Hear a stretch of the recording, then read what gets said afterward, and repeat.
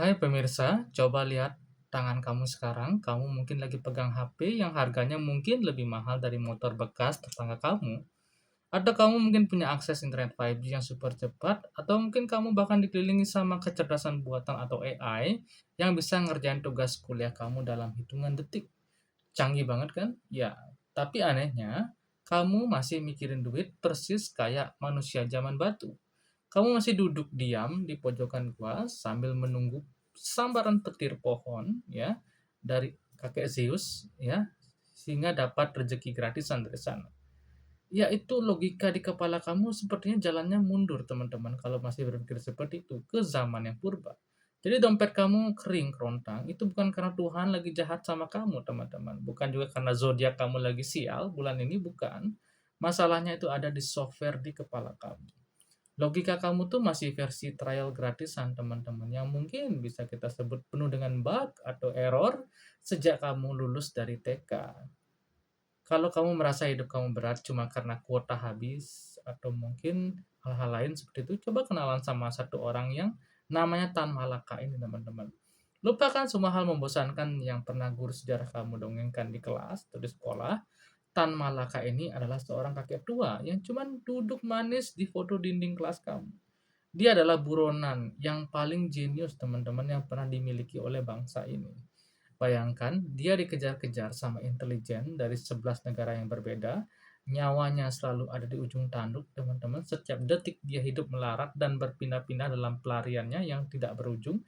Tapi hebatnya, di tengah kondisi yang mustahil seperti itu, dia masih sempat menulis sebuah mahakarya yang disebut dengan Madilog. Buku tebal berisi dengan hal-hal yang terkait dengan materialisme, dialektika, dan logika yang tujuannya cuma satu, teman-teman. Menyembuhkan kebodohan akut dari bangsa ini.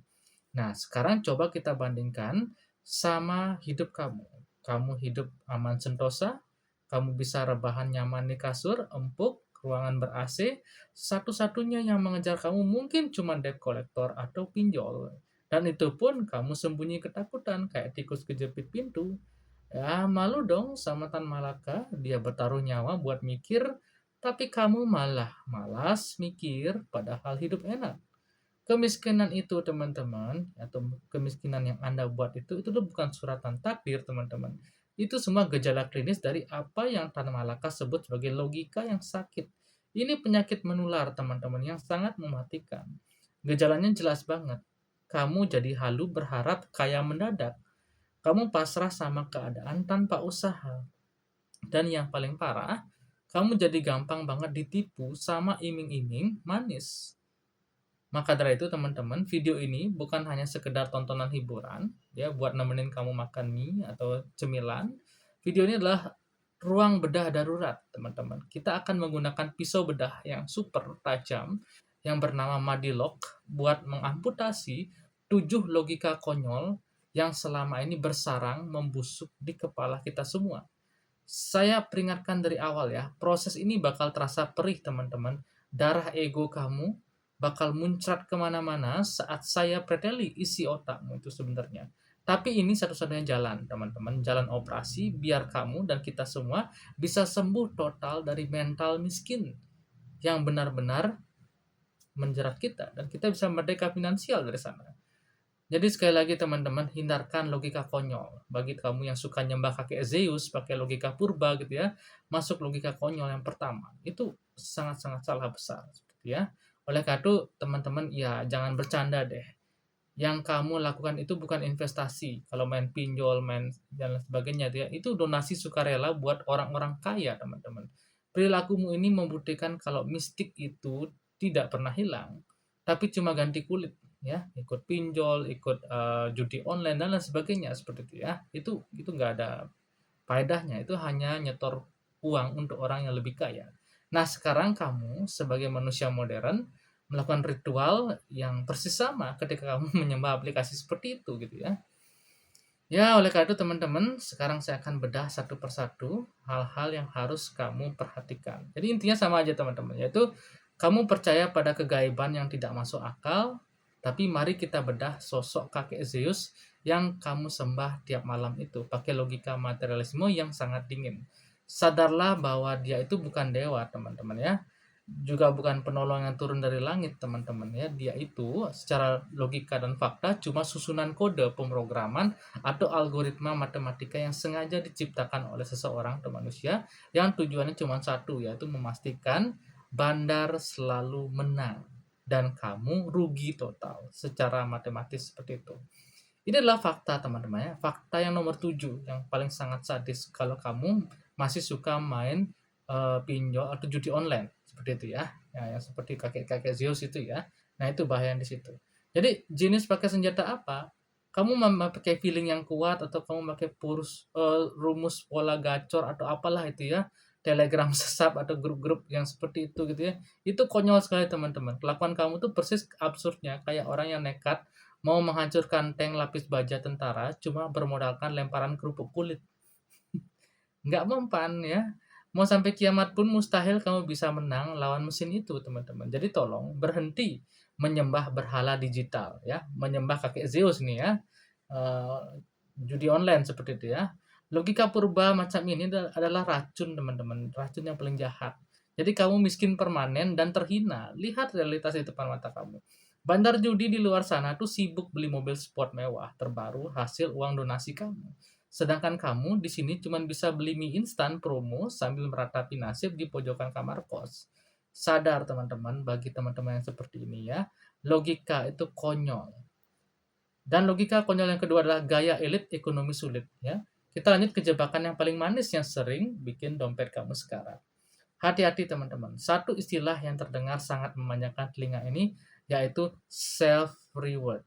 Nah, istilah ini terdengar positif teman-teman dan penuh kasih sayang pada diri sendiri. Tapi kenyataannya ini adalah senjata perang psikologis yang paling ampuh diciptakan oleh sistem kapitalisme. Tujuannya cuma satu teman-teman, untuk menipu otak kamu yang lemah iman. Biar kamu mau sukarela membuang uang kamu. Coba kamu lihat kondisi finansial kamu di cermin sekarang ya. Fair aja dengan dirimu sendiri. Gaji kamu masih UMR, pas-pasan, standar UMR, cicilan ya paylater banyak ya. Kamu sudah numpuk setinggi gunung tuh payletternya tuh, anggaplah seperti itu. Tapi anehnya, kamu malah nekat membeli iPhone keluaran terbaru atau tas bermerek atau hal-hal branded lainnya dengan alasan memberi hadiah itu bagi kerja keras kamu atau self reward bagi dirimu. Itu namanya tindakan nekat, teman-teman. Itulah tindakan nekat terhadap masa depan diri kamu sendiri. Kamu sedang melakukan sabotase brutal pada keuangan kamu sendiri, teman-teman. Dan di masa depan, kamu akan banyak kehilangan banyak hal. Jadi, 5 menit hari ini, mari kita bedah barang-barang gengsi kamu itu menggunakan kacamata materialisme alat yang diciptakan oleh Tan Malaka. Tan Malaka selalu menyuruh kita melihat pada materi yang nyata, teman-teman, di depan mata. Jadi coba cek barang mahal yang kamu pamerkan itu. Apakah benda itu bisa bekerja dan menghasilkan uang tambahan buat kamu atau yang kita sebut dengan aset? Ataukah benda itu cuma diam saja di meja, jadi makin usang dan harganya turun drastis setiap hari atau yang kita sebut dengan liabilitas? Nah, kalau barang itu cuma diem, membusuk nilainya, maka itu adalah sampah yang kamu beli dengan harga emas. Satu lagi pertanyaan buat ego kamu nih teman-teman ya. Kamu beli barang mahal itu biar dikagumi sama orang lain kan? Asal kamu tahu saja fakta pahitnya teman-teman. Orang lain itu sama sekali tidak peduli sama kamu. Mereka terlalu sibuk pusing mikirin utang mereka sendiri teman-teman. Kamu rela jadi miskin dan kelaparan cuma demi mendapatkan tepuk tangan meriah dari penonton yang sebenarnya sudah bubar sejak lama, teman-teman. Jadi, simpan jurus pertahanan mutlak ini di kepala kamu sendiri. Kalau barang itu tidak bisa bikin dompet kamu makin tebal, teman-teman, maka haram hukumnya kamu beli pakai utang. Titik. Itu aja. Dan logika konyol yang ketiga, yaitu bersyukur dulu, malas kemudian. Ini paling parah nih. Hati-hati ya teman-teman ya, karena kita sekarang masuk ke area yang paling sensitif. Ada satu racun mematikan yang sering kamu minum pilnya setiap pagi sambil tersenyum manis. Racun itu bernama toxic gratitude atau rasa syukur yang beracun. Coba ngaku deh teman-teman. Banyak dari kamu yang tega menggunakan kata mulia bersyukur sebagai bantal empuk meninabobokan kemalasan kamu sendiri. Serius, ini paling parah nih. Kamu sering berlindung di balik kalimat bijak palsu seperti, ah, segini aja sudah cukup kok, kita wajib syukuri apa yang ada. Kalimat itu terdengar sangat religius di telinga kamu kan? Tapi kalau kita bedah isi hati kamu yang paling dalam pakai pisau kejujuran, maka fakta busuknya akan terungkap. Kamu sebenarnya bukan bersyukur. Kamu itu aslinya cuma takut gagal atau mencoba hal baru, atau kamu memang dasar pemalas yang tidak mau capek sedikit pun. Mari kita hancurkan mentalitas lembek ini pakai pisau dialektika perjuangan alatan malaka. Coba kamu pikir, pakai logika sejarah yang lurus nih, yang benar nih ya. Apakah Tan Malaka pernah bilang dia bersyukur negaranya dijajah sama Belanda di zaman itu?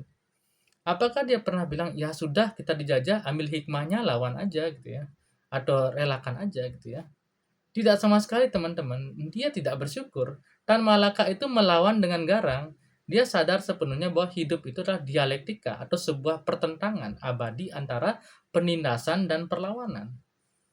Kalau pahlawan kita mentalnya pasrah kayak kamu tuh, ya, mungkin kita semua masih jadi kuli panggul teman-teman di perkebunan sampai hari ini. Jadi dengar baik-baik tamparan logika konfrontatif nih teman-teman. Tuhan sudah bermurah hati kasih kamu modal super lengkap berupa otak yang canggih dan tangan yang utuh dan kreativitas. Kalau kamu cuma diam saja melihat kemiskinan mencekik keluarga kamu sendiri sambil komat kamit bilang saya bersyukur bla bla bla gitu ya. Maka itu bukan tanda kamu orang alim teman-teman, bukan. Sikap pasrah konyol itu justru adalah bentuk kufur nikmat yang paling kurang ajar atas potensi besar yang sudah Tuhan titipkan sama diri kamu. Jadi kamu sedang menghina pemberian Tuhan nih teman-teman dengan cara menyia-nyiakannya. Jadi mulai dari sekarang tanamkan jurus pertahanan baru di otak kamu itu. Definisi bersyukur yang benar itu adalah berterima kasih atas apa yang sudah kamu dapatkan di tangan kanan kamu, tapi itu sama sekali bukan alasan untuk berhenti mengejar apa yang belum kamu dapatkan dengan tangan kiri kamu. Seperti itu. Itu baru bersyukur. Jadi jangan jadikan topeng agama, topeng religi gitu ya, buat menutupi sifat pengecut kamu. Ganti kata pasrah di kamus hidup kamu itu dengan kata gempur. Logika konyol yang keempat, teman-teman, yang paling banyak disesatkan. Banyak anak, banyak rezeki. Ini konyol nih. Kita masuk ke sarang musuh paling tua yang berkarat di kepala kamu tuh. Kita dari zaman agraria atau pertanian dulu ya, memang seperti itu logikanya. Tapi sekarang beda. Dulu pepatah mengatakan banyak anak banyak rezeki. Itu memang masuk akal secara ekonomi di zaman itu. Nah, kenapa begitu? Karena dulu punya banyak anak berarti kamu punya banyak tenaga kerja gratisan yang siap disuruh menyangkul di sawah dari pagi sampai sore seperti itu ya, karena masih banyak kebun dan sawah. Tapi tolong buka mata kamu lebar-lebar teman-teman dan lihat kalender. Sekarang kita tidak hidup di tengah sawah lagi. Anak kamu tidak akan kamu suruh untuk membajak ladang seharian buat cari makan. Anak kamu di zaman sekarang itu butuh susu formula yang mahal, popok yang mahal, biaya sekolah yang harganya selangit, kuota internet yang mahal, yang kadang udah habis kuotanya langsung hangus gitu ya. Memaksakan logika usang seperti ini tanpa perencanaan yang matang di zaman ekonomi yang sulit, itulah tindakan yang bunuh diri, teman-teman. Finansial yang konyol, kalau bisa saya bilang gitu ya. Mari kita bedah masalah ini pakai pisau dialektika alatan malaka ini ya.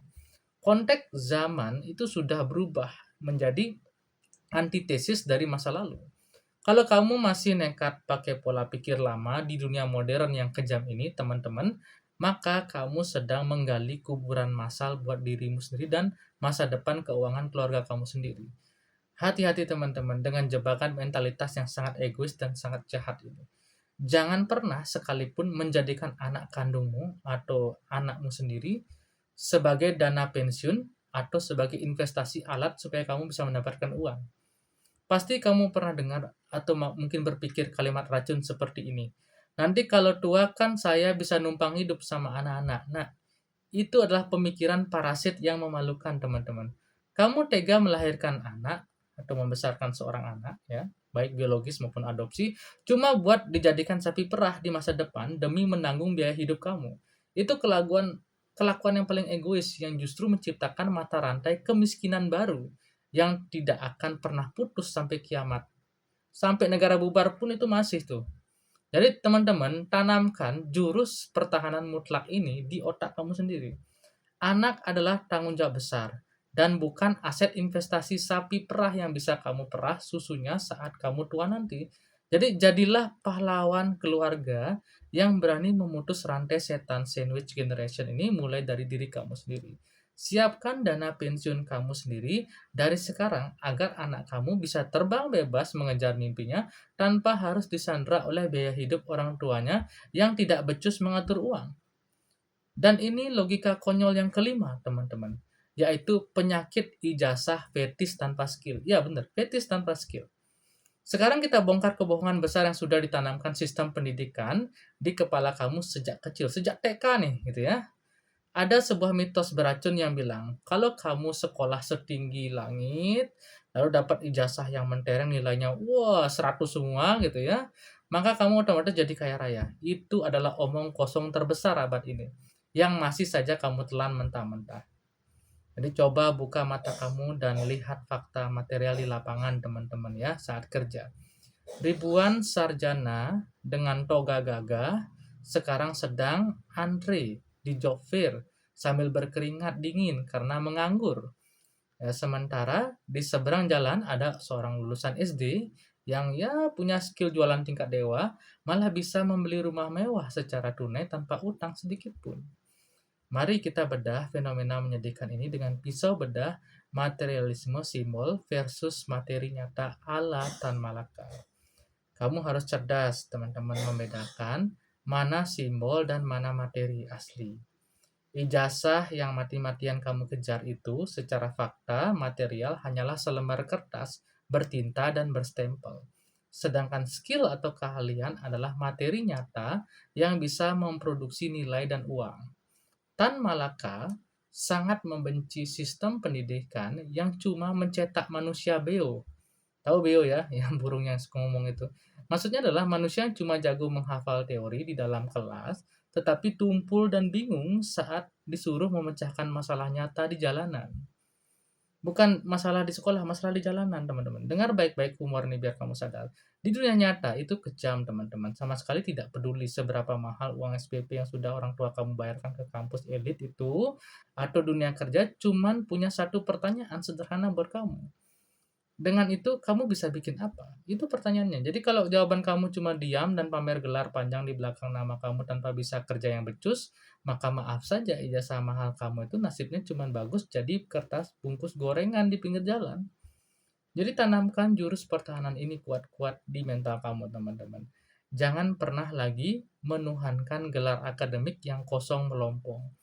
Mulailah mendewakan skill nyata yang bisa kamu jual mahal. Logika konyol yang keenam, teman-teman. Kerja keras pasti kaya. Ada satu kalimat motivasi yang paling basi saya lihat di sosmed ya, yang sering mungkin kamu jadikan mantra suci.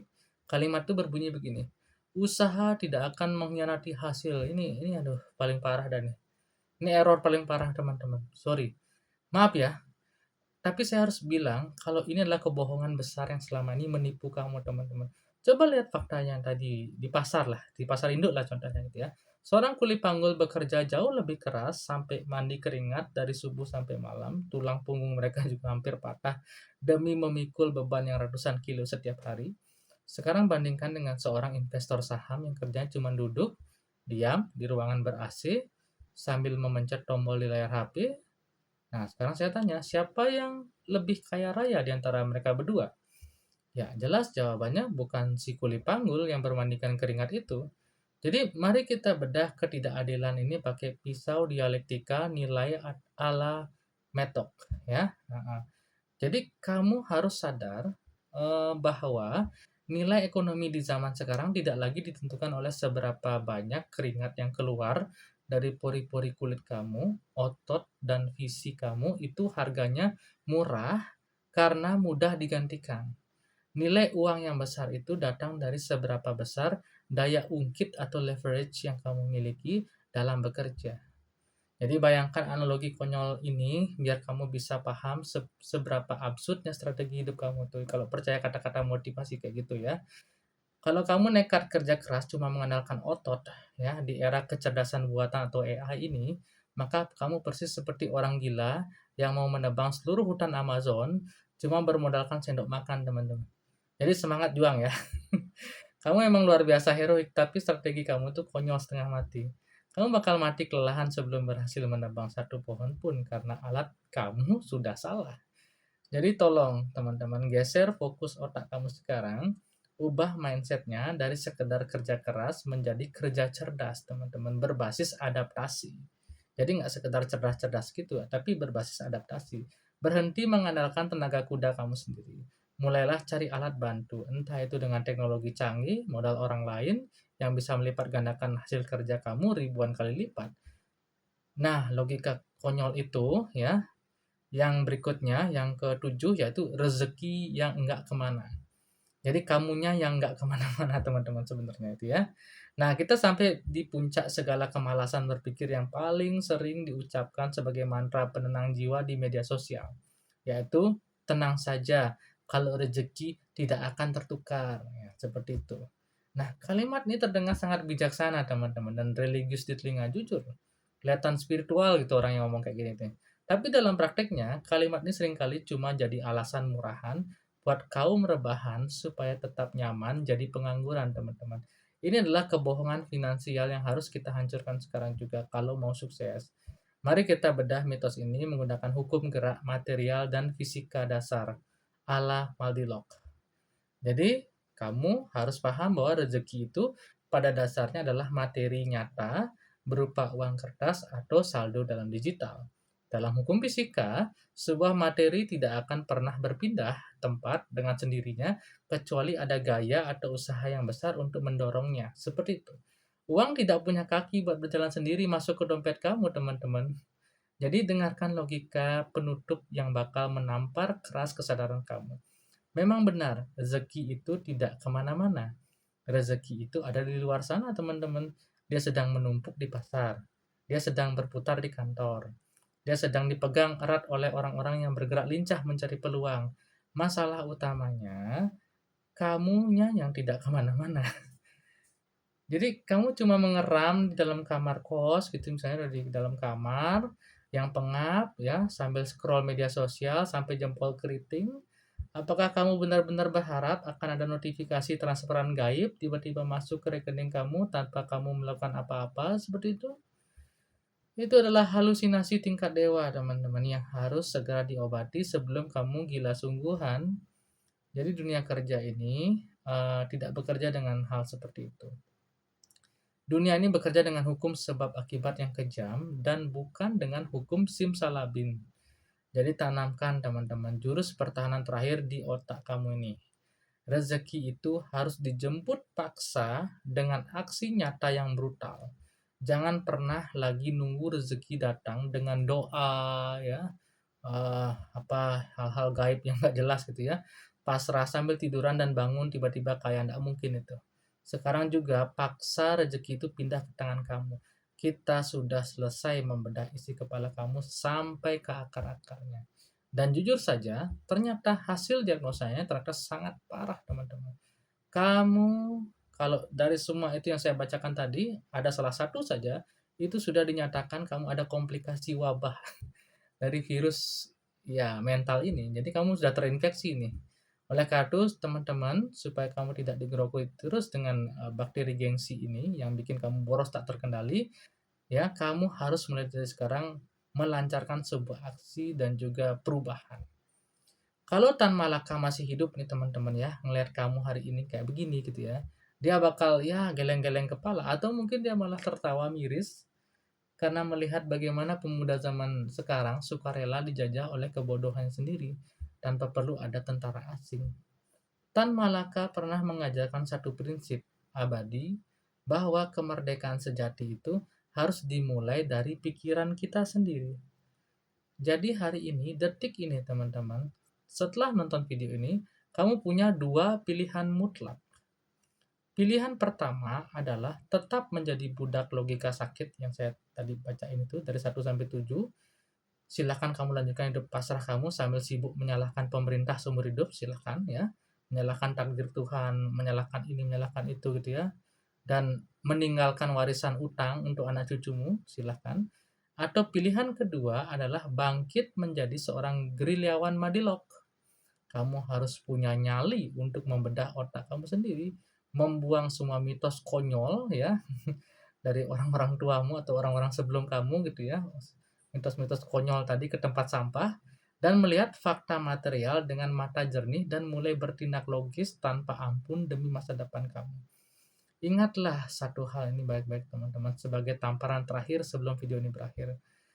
Tan Malaka menghabiskan sebagian besar hidupnya dalam pelarian di tengah hutan belantara yang ganas dan bersembunyi di dalam goa yang gelap gulita, tapi hebatnya pikiran dia tetap merdeka dan tajam, melampaui jauh zamannya.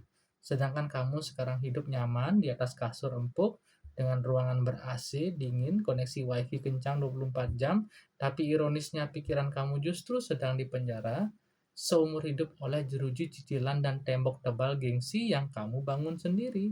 Jadi tolong jawab dengan jujur pertanyaan saya ini. Siapa yang sebenarnya sedang terpenjara di sini? Pikirkan itu baik-baik teman-teman. Kalau kuota internet kamu belum habis, pak, jangan dipakai buat main slot, tapi mulailah pakai untuk membangun kerajaan bisnis, kerajaan usahamu, dan juga kerajaan dari produktivitasmu sendiri. Lakukan hal-hal yang kamu sukai sepanjang itu menghasilkan dan tidak melanggar hukum, norma, dan agama. Sekian video kali ini. Terima kasih sudah mendengarkan. Jangan lupa selalu support channelnya dengan cara klik, like, dan subscribe. Jika ada pertanyaan, sampaikan di kolom komentar. Terima kasih, sampai jumpa di konten berikutnya.